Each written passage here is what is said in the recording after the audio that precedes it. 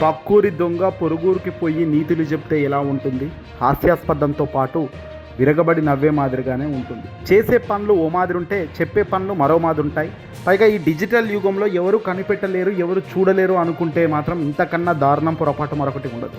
సరే, ఈ విషయం కాసేపు పక్కన పెడితే తాజాగా ఆంధ్రప్రదేశ్లో ముఖ్యమంత్రి స్థానంలో ఉన్న కూటమి అధినేత చంద్రబాబు నాయుడు గారు తమిళనాడుకు వెళ్ళారు. తమిళనాడులో ఎన్నికలు ఉన్నాయి, అసెంబ్లీ ఎన్నికలు. ఏప్రిల్ 23న 2026 అంటే ఇక 3 రోజులు అవుతాయి ఎన్నికలు తమిళనాడు రాష్ట్రంలో. ఈ నేపథ్యంలో ఎన్డీఏ కూటమి అభ్యర్థుల విజయానికి మద్దతుగా ప్రచారం చేయడానికి ఆహ్వానం రావడంతో తమిళనాడుకు వెళ్ళారు చంద్రబాబు నాయుడు గారు. సరే, ఇక్కడంటే ఏది పడితే అది మాట్లాడుతుంటారు, హాస్యాస్పదమైన ఏదైనా గట్టిగా చెప్తుంటారు, అవద్దాన్ని కూడా 10 సార్లు. ఇక అందులో భాగంగానే కేంద్రంలో అధికారంలో ఉన్న ఎన్డీఏ కూటమిలో భాగంగా చంద్రబాబు నాయుడు గారు అక్కడ ప్రచారంలో పాల్గొన్నారు. ముఖ్యంగా బీజేపీ మరియు దాని మిత్రపక్షాల అభ్యర్థుల మద్దతు ఆయన రోడ్ షోలు, బహిరంగ సభలు నిర్వహించారు. ప్రధాన ప్రాంతాలకు కోయంబత్తూరు, మైసూర్, తల్లి మరియు చెన్నైలో ఆవిడి వంటి ప్రాంతాల్లో ప్రచారం నిర్వహించారు. ఎందుకంటే ఈ ప్రచారంలో ఈ ప్రాంతంలో తెలుగు మాట్లాడే ప్రజలు, తెలుగు ఓటర్లు గణనీయంగా ఉండడంతో వాళ్ళని ఆకర్షించేందుకు ఈ పెద్ద మనిషి చంద్రబాబు నాయుడు అక్కడికి వెళ్ళారు. సరే, వెళ్ళినారు, మరి అక్కడ ఏం మాట్లాడారు చూస్తే నిజంగా మీరు కూడా కింద పడి నవ్వే పరిస్థితి. చంద్రబాబు నాయుడు గారికి ఎక్కడికి వెళ్ళినా ఏం చేసినా తాను మాట్లాడే మాటలు మాత్రం చాలా గంభీరంగా, చాలా విశేషంగా ఉంటాయి. సొంత రాష్ట్రంలో ఆంధ్రప్రదేశ్లో అప్పులు పెంచుకుంటూ పోతున్న చంద్రబాబు నాయుడు గారు తమిళనాడు పక్క రాష్ట్రం పోయి ఏం నీతులు చెప్తున్నారో తెలుసా? ఆంధ్రప్రదేశ్లో కేవలం 22 నెలల కాలంలోనే 3.5 లక్షల కోట్లు అంటే 3,50,000 కోట్లు అప్పులు చేసిన ఈ పెద్ద మనిషి చంద్రబాబు నాయుడు గారు తమిళనాడు ఆర్థిక పరిస్థితిని విమర్శించడం నిజంగా ఇక్కడ హాస్యాస్పదంగా ఉంది.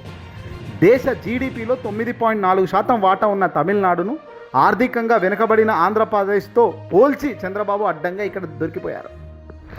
ఆంధ్రప్రదేశ్ సొంత రాష్ట్రంలో చంద్రబాబు నాయుడు గారు అధికారంలోకి వచ్చిన కేవలం 22 నెలల కాలంలోనే సుమారు 3,50,000 కోట్లు అప్పులు చేశారనే విమర్శలు బలంగా లెక్కలతో బయటపడుతున్నాయి ఆయన సొంత రాష్ట్రంలో. గతంలో వైఎస్ జగన్మోహన్ రెడ్డి గారు 5 ఏళ్లలో చేసిన అప్పుల గురించి రాష్ట్రంలో శ్రీలంక అయిపోతుందని ప్రచారం చేసిన ఈ పెద్ద మనిషి టీడీపీ ఇప్పుడు కేవలం 2 ఏళ్లలోపే దాదాపు అదే స్థాయి కన్నా దాటేసి, అంటే 5 ఏళ్లలో జగన్ చేసిన అప్పు కన్నా దారుణంగా 22 నెలల్లోనే 5 ఏళ్ల అప్పు కూడా చేసేసిన ఈ మనిషి తమిళనాడులో ద్వంద్వ వైఖరిని ఎండగడుతోంది. ఆంధ్రప్రదేశ్ బడ్జెట్లో దాదాపు 18% కేవలం వడ్డీలు, అప్పులు, అసలు చెల్లింపులకే పోతుండగా పక్క రాష్ట్రంలోపై విమర్శలు చేయడం రాజకీయంగా విడ్డూరంగా మారింది. తమిళనాడు మరియు ఆంధ్రప్రదేశ్ ఆర్థిక పరిస్థితుల మధ్య పోలికే లేదని ఆర్థిక నిపుణులు ఇప్పుడు నవ్వుకుంటున్నారు. దేశ జీడీపీలో తమిళనాడు వాటా 9.4% ఉంటుంది.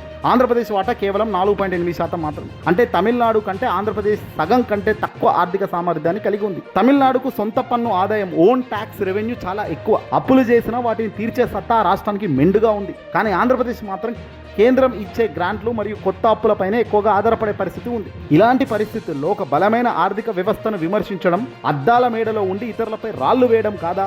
దానివల్ల ఆంధ్రప్రదేశ్ పరువు కూడా పక్క రాష్ట్రంలో తీసినట్టు కాదా? తమిళనాడు చంద్రబాబు నాయుడు గారి డబుల్ ఇంజన్ సర్కార్ కేంద్రంలో రాష్ట్రంలో ఒకే కూటమి ఉంటేనే అభివృద్ధి సాధ్యమని ప్రచారం చేస్తున్నారు.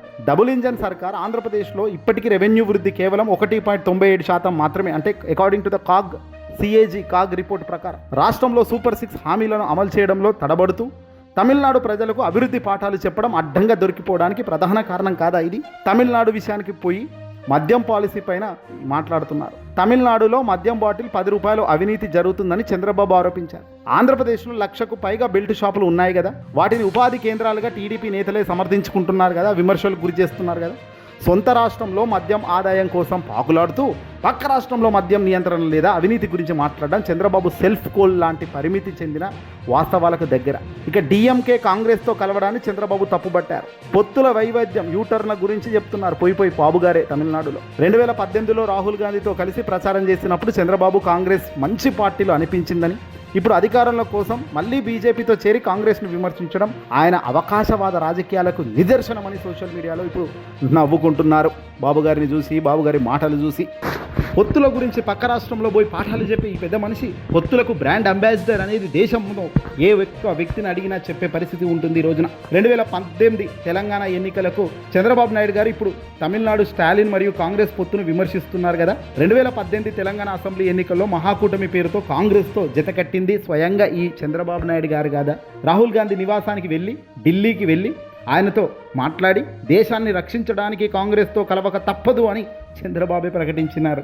ఆ రోజు ఉమ్మడి ఖమ్మం మరియు హైదరాబాద్ ప్రాంతాల్లో కాంగ్రెస్ అభ్యర్థుల కోసం చంద్రబాబు ఏకంగా రాహుల్ గాంధీ చేయి పట్టుకుని ఒకే వేదికపై నిలబడి ఓట్లు అడగలేదా? ఎన్టీఆర్ స్థాపించిన తెలుగుదేశం పార్టీ సిద్ధాంతాలను కాంగ్రెస్ వ్యతిరేకత విరుద్ధంగా వ్యవహరించిన చంద్రబాబు ఈరోజు స్టాలిన్కు నీతులు చెప్పడం నిజంగా ఎంతవరకు కరెక్ట్? తెలుగుదేశం పార్టీ ఆవిర్భావమే కాంగ్రెస్ వ్యతిరేక మీద జరిగిందట. స్టాలిన్ తన తండ్రి కరుణానిధి ఆశయాలకు వ్యతిరేకంగా కాంగ్రెస్తో కలిశారని చంద్రబాబు విమర్శిస్తున్నారు. మరి అదే తర్కం ప్రకారం ఎన్టీఆర్ ఆశయాలను వ్యతిరేకంగా 2018లో కాంగ్రెస్తో పొత్తు పెట్టుకున్నప్పుడు చంద్రబాబు ఆశయాలు ఏమయ్యాయి అని రాజకీయ విశ్లేషకులు ఇప్పుడు ఈ పాయింట్లు లేవనెత్తుతున్నారు. అంటే ఆయనకు అవసరమైనప్పుడు కాంగ్రెస్ ప్రజాస్వామ్య పరిరక్షక పార్టీ, అవసరం లేనప్పుడు మాత్రం వినాశకరమైన పార్టీ అయిపోతుంది. చంద్రబాబు గారు గతంలో నేషనల్ ఫ్రంట్ అన్నాడు, యునైటెడ్ ఫ్రంట్లు అన్నాడు, కీలక పాత్రలు పోషించాడు. అప్పట్లో కాంగ్రెస్ ఇతర పార్టీలతో ఏకం చేసిన ఆయన 2019 ఎన్నికలకు ముందు దేశవ్యాప్తంగా తిరిగి మమతా బెనర్జీ, స్టాలిన్, శరద్ పవార్ లాంటి వాళ్లతో కలిసి ప్రోత్సహించారు. ఇప్పుడు అదే స్టాలిన్ ఇండియా కూటమిలో భాగంగా కాంగ్రెస్తో కొనసాగుతుంటే చంద్రబాబు మాత్రం రూటు మార్చి బీజేపీ పంచన చేరి పాత్రమిత్రులను విమర్శిస్తున్నారు. దీనినే రాజకీయ అవకాశవాదం అంటారు కదా, దీన్నే ఈ డొల్లతనం అంటారు కదా, విలువల లేని వ్యక్తి అంటారు కదా, విశ్వసనీయత ఉన్న వ్యక్తి అంటారా ఎవడైనా? ఈ పొత్తుల పెద్ద మనిషి గురించి ప్రత్యేకంగా చెప్పాల్సిన పని లేదు. చంద్రబాబు రాజకీయ ప్రస్థానంలో పొత్తుల విషయంలో స్థిరత్వం లేకపోవడం ఆయనకున్న అతిపెద్ద దారుణమైన దెబ్బ, అదే పెద్ద మైనస్ ఈయన రాజకీయ చరిత్రలో. 1999 బీజేపీతో పెట్టుకున్నారు బాబు గారే. 2004 ఓడిపోయాక బీజేపీని తిట్టారు చంద్రబాబు నాయుడు గారే. 2009 లెఫ్ట్ పార్టీలు మరియు టీఆర్ఎస్తో పొత్తు పెట్టుకున్నారు చంద్రబాబు గారే. 2014లో మళ్ళీ ఇదే బీజేపీతో పొత్తు పెట్టుకున్నారు చంద్రబాబు నాయుడు గారే. 2018 కాంగ్రెస్తో దోస్తీ అంటూ మోదీపై విమర్శలు చేసింది ఇదే చంద్రబాబు నాయుడు గారు. కట్ చేస్తే 2024లో మళ్ళీ బీజేపీ కూటమి గూటి కట్టి ఎన్నికల్లో గెలిచింది చంద్రబాబు నాయుడు గారే. ఇన్నిసార్లు రంగులు మార్చిన ఈ చరిత్ర ఉన్న ఈ చంద్రబాబు నాయుడు గారి నాయకుడు ఒక కూటమిలో కాంగ్రెస్తో ఏళ్ల తరబడి కొనసాగుతున్న స్టాలిన్ను విమర్శించడం అంటే తమిళ ఓటర్లు ముందు తన విశ్వసనీయతను తానే తగ్గించుకున్నట్లు, తన బట్టలు తానే ఊడగొట్టుకున్నట్టు కాదా? స్టాలిన్ అడుగులు కాంగ్రెస్తో కలిసి పడుతుంటే అది తప్పు అని చెబుతున్న చంద్రబాబు తన అడుగులు అధికారం కోసం ఎటు పడుతున్నాయో గమనించుకోలేకపోతుండడమే విశేషం. అందుకే కోయంబత్తూరు గడ్డపై ఆయన చేసిన పొత్తుల లాజిక్ తిరిగి ఆయనకే బూమ్రాంగ్ అయిపోయింది. ఆయన పరువును ఆయనే బజార్కి ఈడ్చుకునే పద్ధతిలో ఆయన నిలబడి ఈరోజు తిట్టుకునే పరిస్థితికి వచ్చేసింది. మద్యం గురించి కూడా గట్టిగా మాట్లాడారు. కానీ ఇది ఎంత రివర్స్గా చంద్రబాబుకు తగులుతుందో బహుశా ఆయన కూడా ఊహించి ఉండరేమో. తమిళనాడులో నిలబడి మద్యం బాటిల్పై 10 రూపాయల అవినీతి జరుగుతుందని ఆరోపిస్తున్న ఈ పెద్ద మనిషి ఆయనే పెద్దలో చిక్కులో పడిపోయారు. ఇప్పుడు బెల్ట్ షాపులు ఆంధ్రప్రదేశ్లో ఒక యుద్ధంలాగా నడుస్తున్నాయి.